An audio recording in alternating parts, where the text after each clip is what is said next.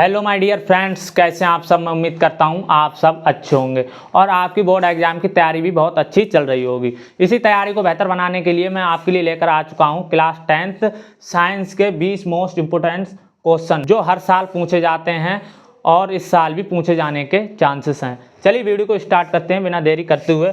तो पहला क्वेश्चन है हमारे पास, गोलीय दर्पण कितने प्रकार के होते हैं। जो गोलीय दर्पण होते हैं वो कितने प्रकार के होते हैं। तो पहला है 1, दूसरा है 2 और सी ऑप्शन है 3 और डी ऑप्शन है 4।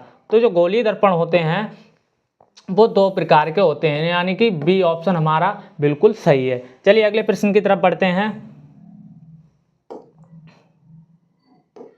अगला प्रश्न है, अवतल दर्पण का परावर्तक पृष्ठ होता है। तो ऑप्शन ए है हमारे पास बाहर की ओर, ऑप्शन बी है अंदर की ओर, ऑप्शन सी है समतल, ऑप्शन डी है दोनों ओर। तो जो अवतल दर्पण का परावर्तक पृष्ठ होता है वो होता है अंदर की ओर। इसका हमारा ऑप्शन बी बिल्कुल सही है। चलिए अब बढ़ते हैं अगले प्रश्न की तरफ। अगला प्रश्न है हमारे पास, उत्तल दर्पण की फोकस दूरी होती है। जो उत्तल दर्पण होता है उसकी फोकस दूरी कैसी होती है। तो ऑप्शन ए है धनात्मक, ऑप्शन बी है ऋणात्मक, ऑप्शन सी है शून्य, ऑप्शन डी है अनंत। तो इसका राइट आंसर है ऑप्शन ए। जो उत्तल दर्पण की फोकस दूरी होती है वो धनात्मक होती है। ऑप्शन ए सही आंसर है। चलिए अगले प्रश्न की तरफ बढ़ते हैं। अगला प्रश्न है हमारे पास, अवतल दर्पण में बनने वाला प्रतिबिंब हो सकता है। तो ऑप्शन ए हमारे पास केवल आभासी, ऑप्शन बी है केवल वास्तविक, ऑप्शन सी है दोनों वास्तविक एवं आभासी और ऑप्शन डी है न वास्तविक न आभासी। तो इसका राइट आंसर है ऑप्शन सी, दोनों वास्तविक एवं आभासी। जो अवतल दर्पण में बनने वाला प्रतिबिंब हो सकता है दोनों वास्तविक एवं आभासी। चलिए अगले प्रश्न की तरफ बढ़ते हैं। अगला प्रश्न है, उत्तल दर्पण द्वारा बना प्रतिबिंब होता है। जो उत्तल दर्पण द्वारा बना प्रतिबिंब कैसा होता है, चलिए आज जानते हैं। ऑप्शन ए है वास्तविक व उल्टा, ऑप्शन बी है वास्तविक व सीधा, ऑप्शन सी आभासी व सीधा, ऑप्शन डी आभासी व उल्टा। तो इसका राइट आंसर हो जाएगा ऑप्शन ए, उत्तल दर्पण द्वारा बना प्रतिबिंब वास्तविक व उल्टा होता है। चलिए अगले प्रश्न की तरफ बढ़ते हैं।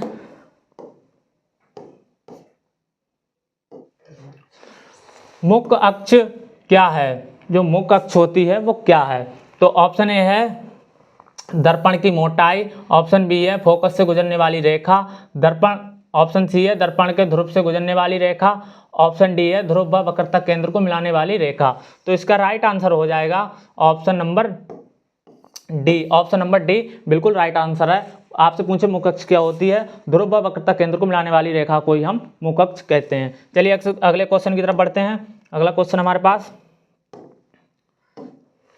अवतल दर्पण का फोकस होता है। ऑप्शन ए है काल्पनिक, ऑप्शन बी है वास्तविक, ऑप्शन सी है दोनों, ऑप्शन डी है कोई नहीं। तो इसका राइट आंसर हो जाएगा वास्तविक। इसका बी ऑप्शन बिल्कुल सही है।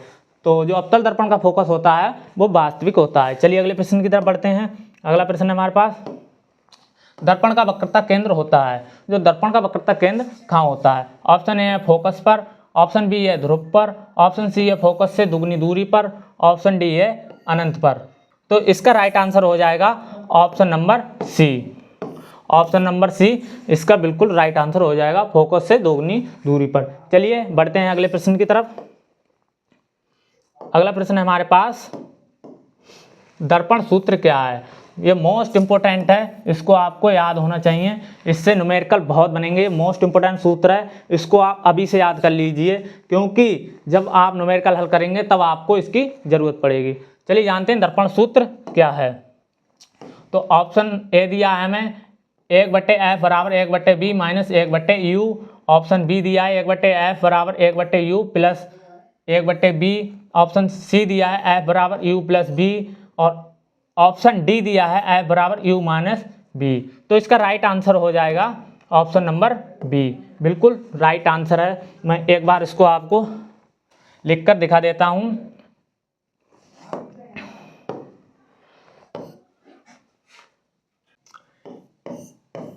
एक बट्टे एफ बराबर 1/u प्लस 1/b बी।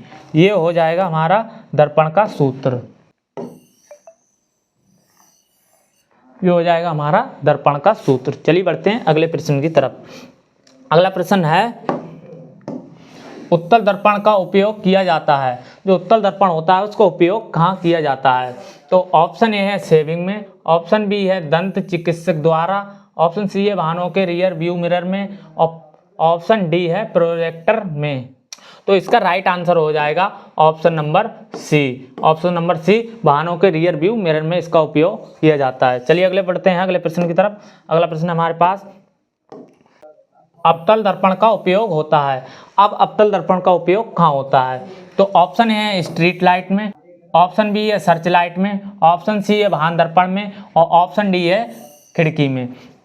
तो इसका राइट आंसर हो जाएगा option number B, search light में अवतल दर्पण का उपयोग होता है। चलिए बढ़ते हैं अगले प्रश्न की तरफ। अगला प्रश्न है हमारे पास, आवर्धन का सूत्र क्या है? तो ये भी क्वेश्चन मोस्ट इम्पोर्टेंट होने वाला है, तो आप इस पे अभी टिक लगा लीजिए, आवर्धन का सूत्र क्या है, क्योंकि जब आप न्यूमेरिकल हल करेंगे तब आपको इसकी ज़रूरत पड़ेगी और OMR सीट में आपसे ये पूछा जा सकता है। तो चलिए देखते हैं इसका राइट आंसर क्या है। ऑप्शन ए है M बराबर V बटे U, ऑप्शन बी है M बराबर U बटे V और ऑप्शन सी है M बराबर F बटे U और ऑप्शन डी है M बराबर F बटे B। तो इसका राइट आंसर हो जाएगा ऑप्शन नंबर ए, M बराबर V बटे U। मैं आपको इधर लिख कर दिखा देता हूँ।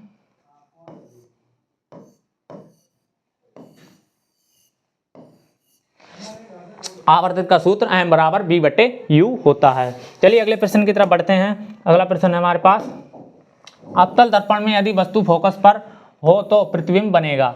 तो ऑप्शन ए हमारे पास, ऑप्शन ए है फोकस पर, ऑप्शन बी वक्रता केंद्र पर, ऑप्शन सी अनंत पर, ऑप्शन डी ध्रुव पर। तो इसका राइट आंसर हो जाएगा option number C. Option number C इसका राइट आंसर है। चलिए बढ़ते हैं अगले प्रश्न की तरफ। उत्तल दर्पण का फोकस होता है। तो अब उत्तल दर्पण का फोकस कहाँ होता है? तो ऑप्शन ए है दर्पण के सामने, ऑप्शन बी है दर्पण के पीछे, ऑप्शन सी है ध्रुव पर और ऑप्शन डी है अनंत पर। तो इसका राइट आंसर हो जाएगा ऑप्शन नंबर बी। जो उत्तल दर्पण का फोकस होता है वो दर्पण के पीछे होता है। चलिए बढ़ते हैं अगले प्रश्न की तरफ। वास्तविक प्रतिबिंब को प्राप्त किया जा सकता है। जो वास्तविक प्रतिबिंब है हम उसको कैसे प्राप्त कर सकते हैं? तो ऑप्शन ए है पर्दे पर, ऑप्शन बी है आंखों में, ऑप्शन सी है शीशे पर, ऑप्शन डी है कागज पर नहीं। तो ऑप्शन ए इसका बिल्कुल राइट आंसर है। तो हम वास्तविक प्रतिबिंब को पर्दे पर प्राप्त कर सकते हैं। चलिए बढ़ते हैं अगले प्रश्न की तरफ। अगला प्रश्न है, अवतल दर्पण में वक्रता त्रिज्या होती है। जो अवतल दर्पण होता है उसमें वक्रता त्रिज्या होती है। ऑप्शन ए है F बटे 2 और ऑप्शन बी है F, ऑप्शन सी है 2F, ऑप्शन डी है 3F। तो इसका राइट आंसर हो जाएगा ऑप्शन नंबर सी। जो अवतल दर्पण होता है उसमें वक्रता त्रिज्या 2F होती है। चलिए बढ़ते हैं अगले प्रश्न की तरफ। अगला प्रश्न है हमारे पास, उत्तल दर्पण में बनने वाला प्रतिबिंब होता है। उत्तल दर्पण में बनने वाला प्रतिबिंब कैसा होता है? तो ऑप्शन ए है बड़ा, ऑप्शन बी है समान, ऑप्शन सी है छोटा, ऑप्शन डी है अनंत। तो इसका राइट आंसर होने वाला है ऑप्शन नंबर सी। जो उत्तल दर्पण में बनने वाला प्रतिबिंब छोटा होता है। चलिए बढ़ते हैं अगले प्रश्न की तरफ। अगला प्रश्न है हमारे पास, फोकस और ध्रुव के बीच की दूरी कहलाती है। जो फोकस और ध्रुव के बीच की दूरी को हम क्या कहते हैं? तो आइए देख लेते हैं। ऑप्शन ए है मुख्य अक्ष, ऑप्शन बी है फोकस दूरी, ऑप्शन सी है वक्रता त्रिज्या, ऑप्शन डी है आवर्धन। तो इसका राइट आंसर क्या होगा? ऑप्शन नंबर बी, फोकस दूरी। फोकस और ध्रुव के बीच की दूरी को हम फोकस दूरी कहते हैं। चलिए बढ़ते हैं अगले प्रश्न की तरफ। अगला प्रश्न है, कौन सा दर्पण सदैव आभासी प्रतिबिंब बनाता है?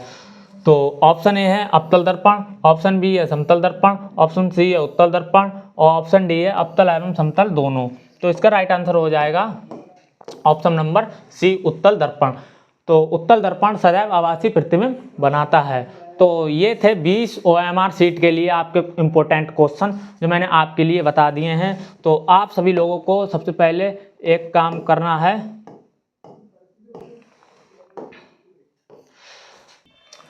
सबसे पहले आपको वीडियो को लाइक करना है और दूसरा चैनल को सब्सक्राइब करना है और इस वीडियो को शेयर भी करना है।